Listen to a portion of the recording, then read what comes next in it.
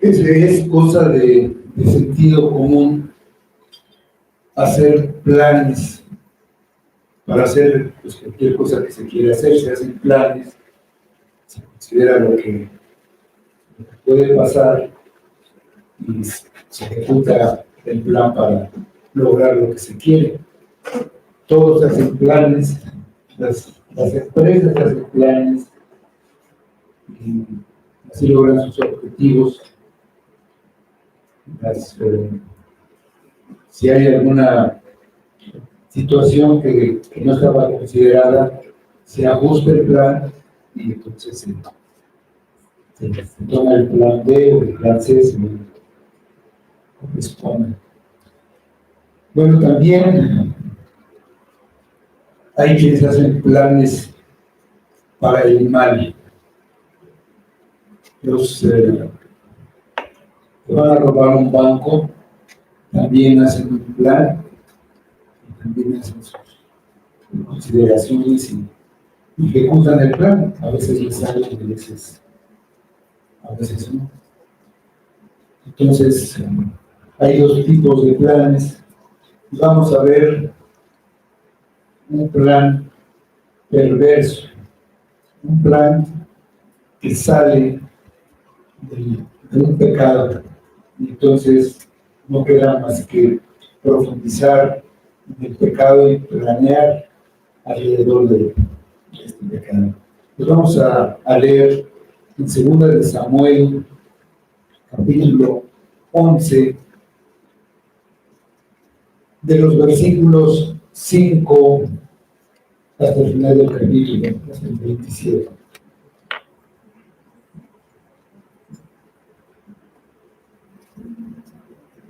Dice así la palabra de Dios. Y concibió a la mujer y envió a hacerlo a saber a David, diciendo: estoy encinta. Y entonces David envió a decir a Joab: envíame a Urías Eteo. Y Joab envió a Urías a David. Cuando Urías vino a él, David le preguntó por la salud de Joab y por la salud del pueblo y por el estado de la guerra. Después dijo David a Urías: desciende a tu casa y lava tus pies. Y saliendo Urías de la casa del rey, le fue enviado presente de la mesa real. Mas Urías durmió en la puerta de la casa del rey con todos los siervos del Señor y no descendió a su casa. Hicieron saber esto a David diciendo: Urías no ha descendido a su casa. Y dijo David a Urías: ¿no has venido del camino?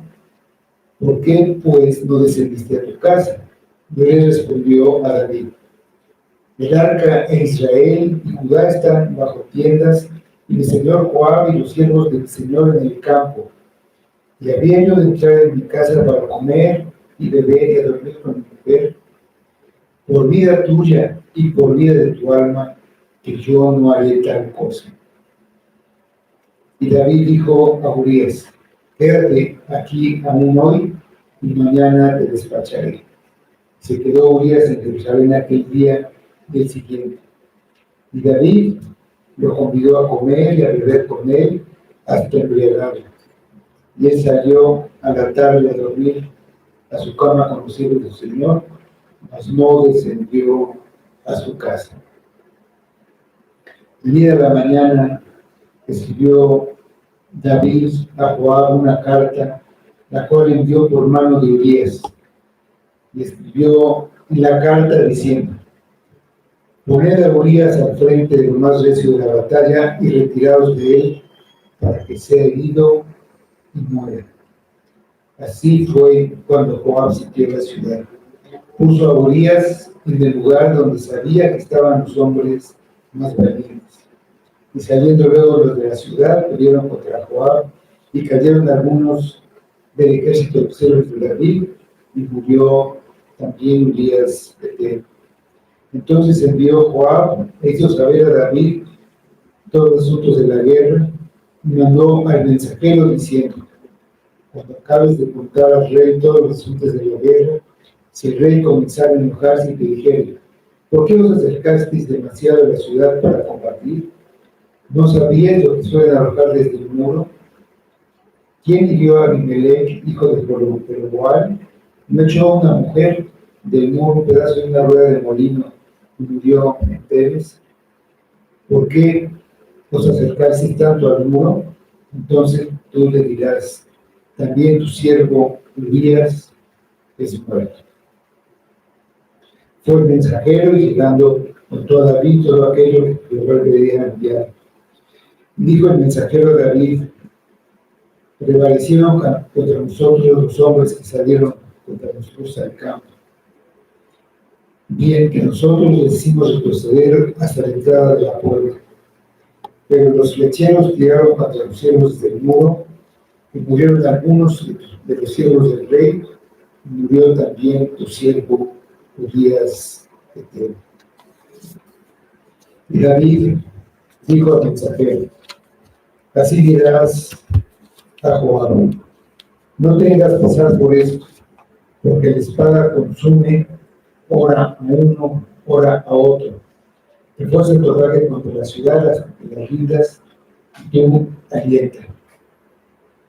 Oyendo la mujer de Urías que su marido Urías era muerto, hizo duelo por su marido y pasado el luto dio David y le trajo a su casa y ella fue su mujer y le dio a luz un hijo.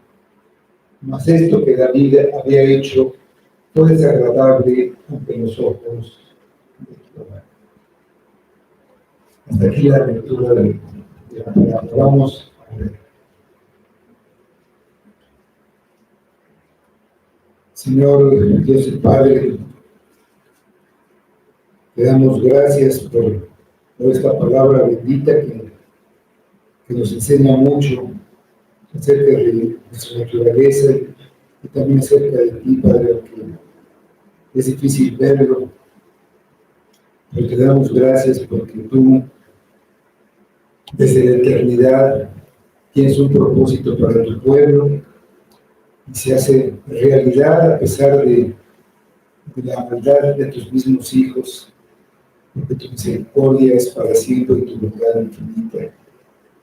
Tu obra siempre, a pesar de las adversidades, a pesar de nosotros mismos, por favor, a tu pueblo y hacia tu pueblo. Tu plan eterno de redención se va a consumar, porque así lo has decretado. Ayúdanos, Padre, guíanos en nuestra vida y ilumínanos por esta palabra para conocernos y conocer tu voluntad. Pedimos que sea para tu gloria, le pedimos en el nombre de tu Hijo Jesucristo. Amén. En el tiempo en que los reyes salen a la guerra, el rey David se quedó en Jerusalén. Envió a su ejército y a su general a terminar la campaña contra los amonitas que había suspendido el año anterior. Estando ahí en su palacio, una tarde se levantó de su cama y se paseaba por el terrado. Desde ahí vio a una mujer muy hermosa que se estaba bañando. Preguntó por ella y le informaron que era Betsabé, mujer de Urías, uno de sus soldados, uno sobresaliente por su valor y lealtad, contado como uno de sus valientes. Esta información no lo detuvo. Dice el versículo 4, le envió David mensajeros y la tomó y vino a él y él durmió con ella. Luego ella se purificó de su inmundicia y se volvió a su casa. Esta no es una historia de amor. La intención de David era tener una cita de una sola vez. No sabemos cuál era la actitud de Betsabé. Se describen los hechos, pero no parece que haya habido una resistencia por su parte. El autor no juzga sobre la culpabilidad de Betsabé, pero de lo que no deja lugar a duda es de la responsabilidad de David. Y nada cambia su culpabilidad que Betsabé estuviera dispuesta o no.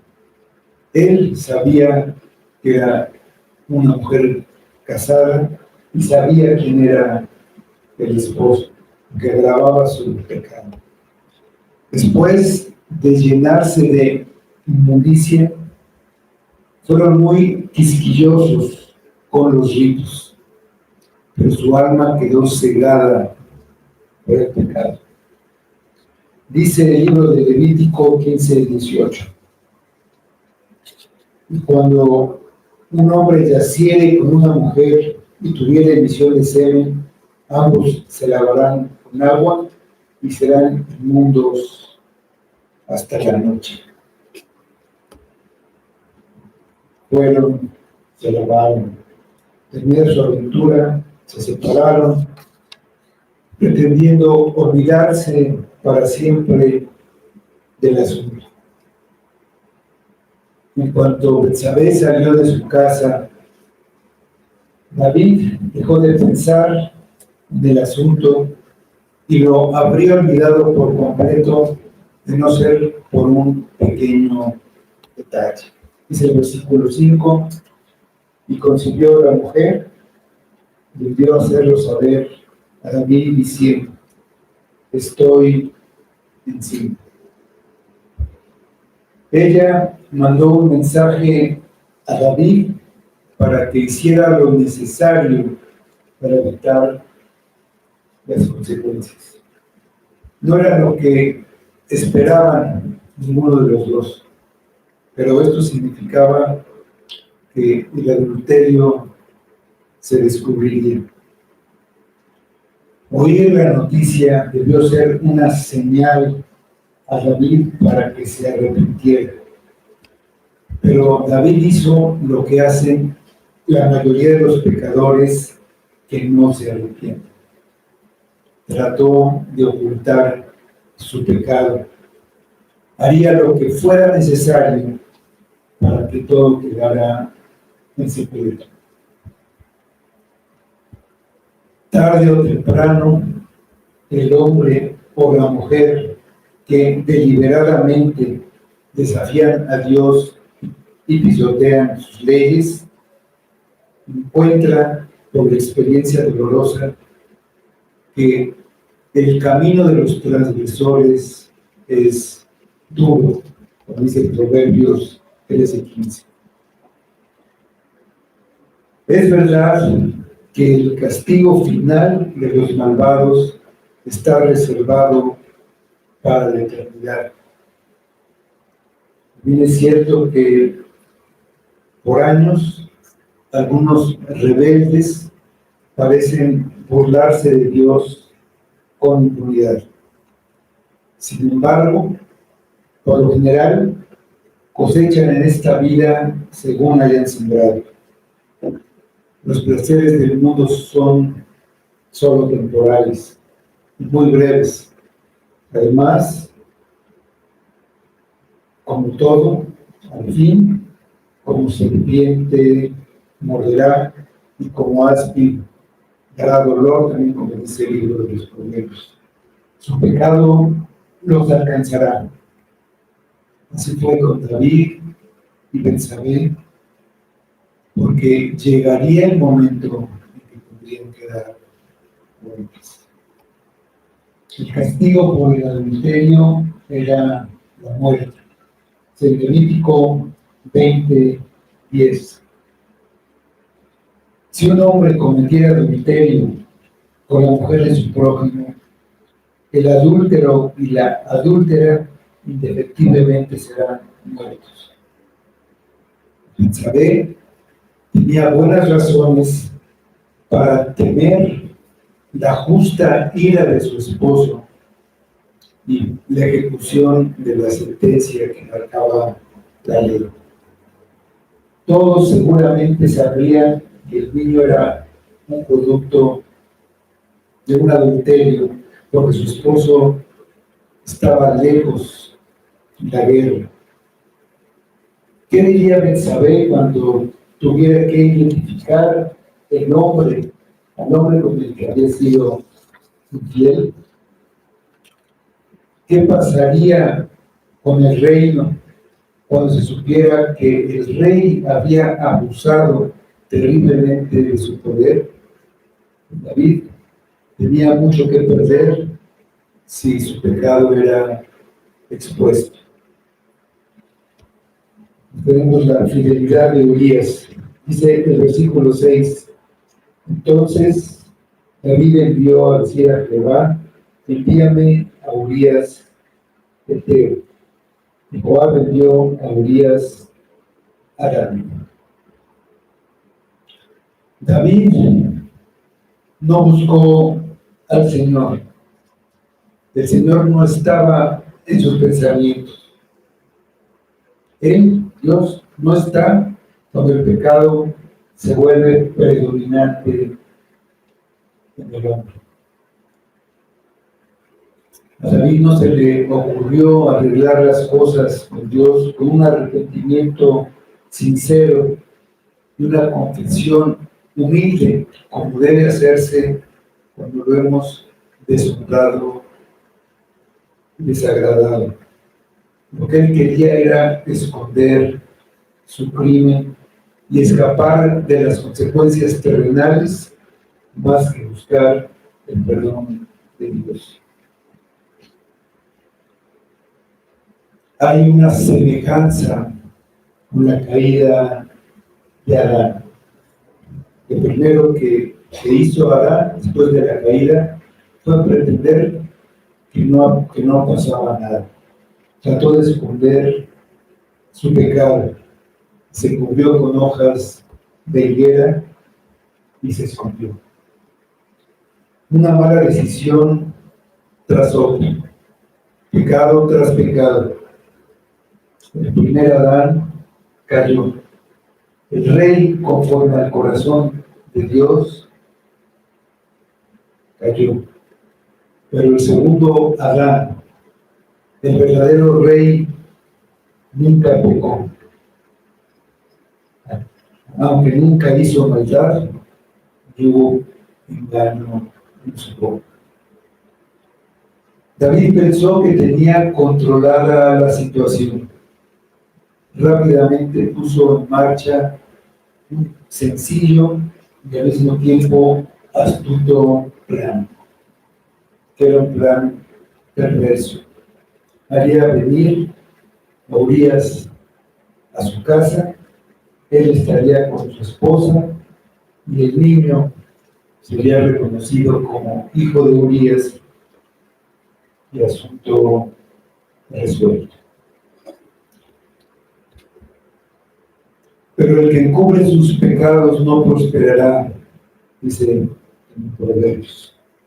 Cuando no nos ponemos a cuentas con Dios, confesando nuestro pecado y como parte de un arrepentimiento genuino, restituimos al otro hasta donde sea posible, humanamente, le damos a Satanás gran ventaja sobre nosotros.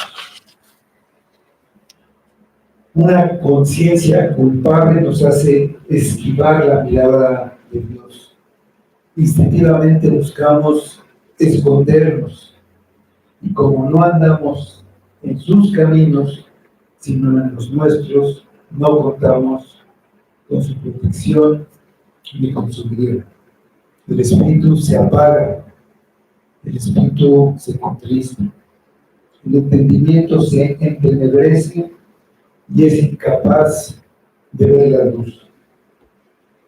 El alma está en tal estado que las mentiras de Satanás le parecen aceptables y las acciones que siguen son guiadas por esas mentiras. Una vez que se ha caído en la red del pecado, lo único que sucede es que se va, el que cayó, enredando y enredando cada vez más, cada vez está más enredado. La intriga y el engaño ocupaban la muerte de David. Su egoísmo es evidente. Quería su bien, solamente su bien en ese momento. Solo estaba pensando en él, lo que le conviene. Para nada estaba buscando la gloria de Dios por el bien del pueblo que gobernaba. Sus acciones demuestran que fue impulsado por Satanás y no guiado por el Espíritu Santo. David añade más pecado a su pecado. Tratar de escapar del pecado con más pecado no funciona. La situación solo empeora. El pecado avanza y destruye más nuestras vidas. David está a punto de comprobarlo. De los versículos 7 a 9. Cuando Urías vino a él, David le preguntó por la salud de Joab, por la salud del pueblo, por el estado de la guerra. Después dijo David a Urías: desciende a tu casa y lava tus pies. Y saliendo Urías de la casa del rey, le fue enviado presente de la mesa real. Mas Urías vino a la puerta de la casa del rey con todos los siervos del Señor y no descendió a su casa. Cuando llegó Urías al palacio de David, le concedió una rápida entrevista, una audiencia, con el pretexto de informarse del estado de la guerra. Después de hacerle algunas preguntas de cómo estaban las cosas, dijo que se fuera a su casa. Con Urías pasando 2 o 3 noches en su casa, la paternidad del niño se le podía atribuir a él. Quería que aquel que había elegido para que fuera su tapadera delante del pueblo se sintiera libre de disfrutar al máximo su permiso, ese permiso de estar en su casa, se lo aprovechara al máximo y les dio un regalo de la mesa del rey, unos manjares. Pero Urías no fue a su casa, entonces el plan de David falló. No había tomado en cuenta las admirables cualidades del hombre con quien estaba tratando. Un hombre valiente, pero sobre todo un hombre íntegro. Dice el versículo 10. Hicieron saber esto a David diciendo: Urías no ha descendido a su casa. Dijo David a Urías: ¿no has venido de camino? ¿Por qué pues no descendiste a tu casa? Pues David se sorprendió de la conducta de Urías y hasta parece que en lugar de elogiarlo, lo reprende. Nadie esperaría un buen descanso en medio de la guerra, una buena comida y estar con su esposa después de mucho tiempo.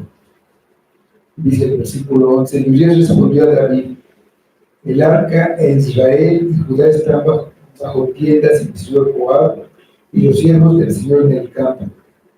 Y había yo de entrar en mi casa para comer y beber y a dormir con mi mujer, por vida tuya y por vida de tu alma, que yo no haré tal cosa. La respuesta de David debió golpear con fuerza la conciencia de David. Y le dijo: el arca, la presencia de Dios, Dios mismo, el pueblo, Están en guerra, están luchando contra sus enemigos. Y yo en mi casa, gozando y descansando, juro que yo no haré tal cosa. El contraste es grande. David, en su casa, en su palacio, durmiendo hasta la tarde, entregándose a sus deseos carnales y tratando de engañar a su leal soldado. Un corazón al que no le importa la gloria de Dios es incapaz de recibir la reprensión de un semejante.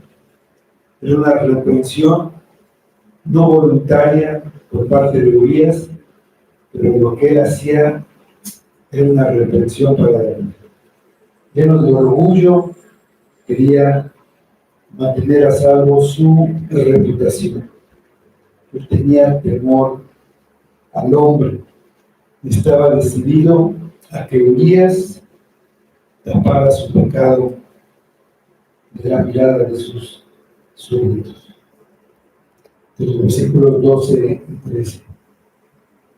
Y David dijo a Urías: quédate aquí, aún hoy y mañana te despacharé. Y se quedó Urías en Jerusalén aquel día y el siguiente. Y David lo convidó a comer y a beber con él hasta embriagarlo. Y él salió a la tarde a dormir en su cama como siervo del Señor, mas no descendió a su casa. David le mintió a Urías. Él sabía que Urías, un hombre valeroso, un soldado leal, quería regresar al frente de batalla lo más pronto que pudiera. David esperaba que Urías tomara la noche siguiente como la última, antes de regresar a la batalla, y estuviera conversando. Su primer plan no había funcionado, intentaría otro. Ojalá tuviéramos esa determinación para hacer lo bueno, pero muchas veces nos desanimamos a las primeras dificultades. La paciencia es una virtud, pero también se puede usar para lo malo. Así fue con David. Esperó que al mantener a Urías en Jerusalén, él terminaría por ir a su casa. Intentó de manera deliberada debilitar la voluntad de Urías para que rompiera el juramento, el voto que había hecho por vida tuya y por vida de invocar matrimonio de tal cosa. Trató de debilitar embriagándolo, lo desveló. Seguramente borracho, comprometería su integridad y no cumpliría su voto. Pero Urías, borracho, era mejor hombre que un David sobrio, pero embriagado por el pecado. Urías se negó a disfrutar de lo que sus compañeros soldados no tenían mientras la batalla continuaba. Su corazón de soldado continuaba en la guerra. Él estaba en la guerra, estaba comprometido, estaba concentrado en su deber y no se permitía distracciones. No hay que olvidar que nosotros estamos en una guerra, también una guerra espiritual, y nos distraemos fácilmente. Él su prioridad la tenía clara. En el caso del plan de David, debió despertar su conciencia dormida, La providencia estaba contra él, pero todavía lo peor estaba por venir. La traición de David, versículos 14 y 15. Venida la mañana escribió David a Joab una carta, la cual envió tu hermano de Urías. Y escribió en la carta diciendo: poned a Urías al frente, lo más recio de la batalla, y retirados de él, para que sea herido y muera. Inicialmente, David no quería matar a Urías, no era su enemigo, era un buen soldado que estaba a su servicio. Pero al fallar sus primeros planes, da un paso más.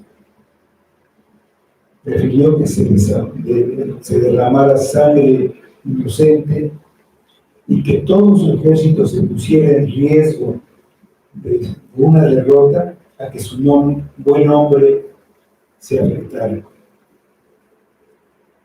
Cuando un hijo de Dios cede al pecado, puede ser arrastrado a extremos increíbles. No un adulterio, y el adulterio provocó asesinato. Sin importar lo que pasara, David estaba decidido a conservar su reputación. Es una prueba segura de que en ese momento estaba completamente dominado, guiado por Satanás. Estaba envanecido. Ese soldado valiente y leal que había ido a la guerra dispuesto a morir para vengar el honor de su rey, iba a morir, pero por mano de su rey. No directamente, porque estaba demasiado deseoso de guardar su buen nombre ante los hombres, y ni siquiera ordenaría a sus siervos que lo asesinaran, porque su reputación también hubiera sufrido. Arrojaría la piedra y escondería la mano. Escribió una carta a su general, le hizo que Urías llevara su propia sentencia de muerte bajo el sello real. Confiaba tanto en la integridad de Urías que lo hizo su mensajero. Nadie pediría ahora que esa carta llegara a su destino. Urías, fiel, la haría llegar, pasara lo que pasara. Y entonces Joab cumplía las órdenes de David. Pero no podía ocultar su pecado. Es incapaz de ver la providencia de Dios en los actos y las palabras de Urías. También es incapaz de oír las advertencias en la palabra. No puede oír la advertencia hecha a Caín. En Génesis 4:7, antes de que Caín matara a Abel, Dios le dijo: si bien hicieres, no serás enaltecido, y si no hicieres bien, el pecado está a la puerta. Con todo esto, a ti será su deseo y te enseñarás de él. Una traducción un poco más clara, la Biblia de las Américas lo traduce: si haces bien, no serás aceptado, y si no haces bien, el pecado yace a la puerta y te codicia, pero tú debes dominar. Esa es nuestra responsabilidad: dominar el pecado por el poder del Espíritu Santo. Tenemos que vencerlo por la obra de Cristo en la cruz. Cristo venció el pecado por nosotros, para que el pecado no tenga ese poder, no nos domine, no tenemos que obedecer. De los versículos 16 a 21. Así fue que cuando Joab sitió la ciudad, puso a Urías en el lugar donde sabía que estaban los hombres más valientes. Y saliendo luego los de la ciudad, pelearon contra Joab, y cayeron algunos del ejército de los siervos de David, y murió también Urías Eteo. Entonces envió Joab, hizo saber a David todos los asuntos de la guerra, y mandó al mensajero diciendo: cuando acabes de contar al rey todos los asuntos de la guerra, si el rey comenzara a enojarse y te dijere: ¿por qué os acercáis demasiado a la ciudad para combatir? ¿No sabías lo que son los enojares del muro? ¿Quién hirió a Abimelech, hijo de Jerobbaal? ¿No echó una mujer del muro un pedazo de piedra de molina y murió en Tebes? ¿Por qué os acercáis tanto al muro? Entonces tú le dirás también: tu siervo Urías Eteo es muerto. Joab hizo exactamente lo que David le ordenó en aquella carta. Él sabía que estaba mal, pero simplemente dio las órdenes y asesinó a Urías, no directamente, pero hizo que muriera por orden de David. Era como si David mismo lo hubiera matado. Un asesinato oculto por una batalla. Nadie sospecharía de que era un asesinato. Sería un secreto entre ellos dos, de Joab y David. Joab se convirtió en cómplice y también tiene culpa y responsabilidad. Al mismo tiempo, obtuvo cierto poder sobre David porque conocía este secreto. Y esto iba a afectar después la relación entre ellos dos. David quedó en deuda con él. Joab le mandó un mensajero para informarle de la guerra, pero más que nada sobre el éxito de su perverso plan con Elías. De los versículos 22 a 25. Fue el mensajero y llegando contó a David todo aquello que Jehová le había enviado. Y dijo el mensajero a David: prevalecieron contra nosotros los hombres que salieron contra nosotros al campo. Bien que nosotros decimos retroceder hasta la entrada de la puerta. Pero los flecheros dieron contra tus siervos desde el muro y murieron algunos de los siervos del rey. Y murió también tu siervo Urías Eteo. David dijo al mensajero: así dirás a Juan: no tengas pesar de esto, porque la espada consume ora uno, ora a otro. Que fuese tu ataque contra la ciudad hasta que las rindas y tú alienta. David oyó el relato con alivio. No sentía ningún remordimiento por la muerte que él ordenó. Habían muerto también algunos otros soldados y él también era culpable de esas muertes. Pero fingió que era cosa de la suerte, que sucedía en la guerra. Podía morir uno u otro. Son cosas que pasan, dijo al mensajero. Y tú alienta a Juan. Pero una felicitación por la ejecución de su abominable obra. El pecado nos endurece y ya no lo sentimos.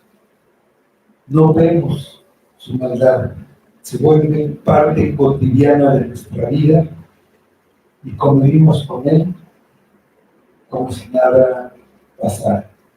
Cada vez somos capaces de hacer más mal, nos hacemos más cínicos, primero con nosotros mismos y con los demás. Dice el versículo 26 y 27. Oyendo la mujer de Urías que su marido Urías era muerto, hizo duelo por su marido y pasó el luto. Huyó David y la trajo a su casa, y fue a su mujer y le dio a luz un hijo. Mas esto que David había hecho fue desagradable ante los ojos de Jehová. Es probable que David haya ocultado a Betsabé todo este plan que él había arreglado la muerte de su esposo, pero sin duda ella se sintió aliviada con la noticia. No solo se libraba de ser acusada de adulterio, sino que ahora podía llegar a ser reina. Dice que hizo duelo por su marido. Es una farsa que indica lo superficial de su pena, si es que hubo alguno. Fue un duelo muy breve.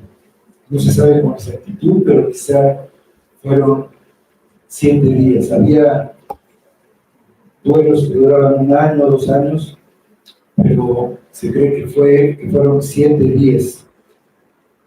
José, en Génesis 50, hizo duelo por su padre 7 días. Entonces, no se nada más. Pero fueron pocos días pasado el duelo. David andó por ella, se casó con ella y al tiempo adecuado que nació el niño.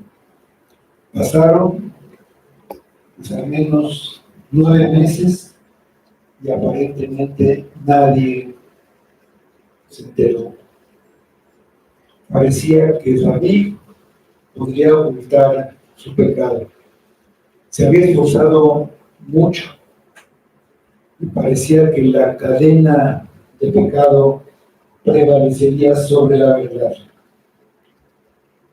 Lo que hizo David fue desagradable al Señor.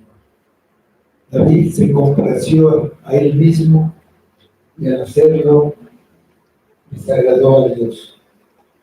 Todo el capítulo es la primera vez que se nombra a Dios, y lo que dice es que lo que hizo fue desagradable delante de sus ojos. Podemos ocultar nuestros pecados delante de los hombres, pero no delante de Dios. David quería ocultarlo, pero Dios no se lo permitiría. Dice Hebreos 4:3. Y no hay cosa creada que no sea manifiesta en su presencia. Antes bien, todas las cosas están desnudas y abiertas a los ojos de aquel a quien tenemos que dar cuenta. De las caídas de los hombres podemos aprender varias cosas acerca de Dios. Su insondable soberanía. Nos preguntamos, ¿por qué Dios permitió esas cosas? Para mostrar su gracia, su soberanía, su santidad, su gloria, su misericordia. Y para mostrarnos a nuestro Redentor, como lo hizo cuando Adán cayó. Desde ahí se empieza a mostrarnos la simiente de la mujer, pasando por Abraham, Isaac, hombres que mintieron sobre su esposa para hacerla casar con su hermano. De ahí Jacob, conocido también por su mentira, el engañador, está Judá, que fue un hombre terrible, todos engañando y mintiendo en algún momento. La línea de esta simiente sigue y llega al rey David.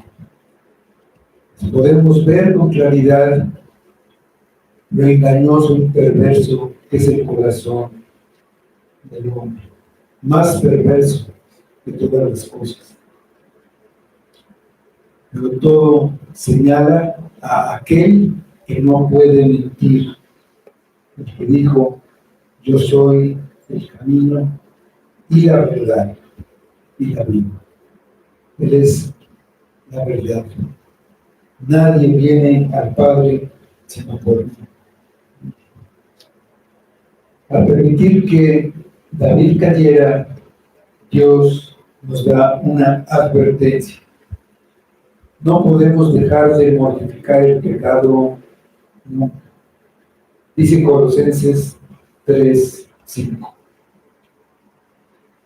Haced morir, pues, lo terrenal en vosotros: fornicación, impureza, pasiones desordenadas, malos deseos y avaricia, que es idolatría. Si no haces morir el pecado en sus inicios, y ahí donde nace, en el corazón, puede crecer incontrolable. No importa si tienes muchos años de convertido o unos días, no puedes ocultarlo, por más planes que hagas. Por eso debes ir a Cristo ahora.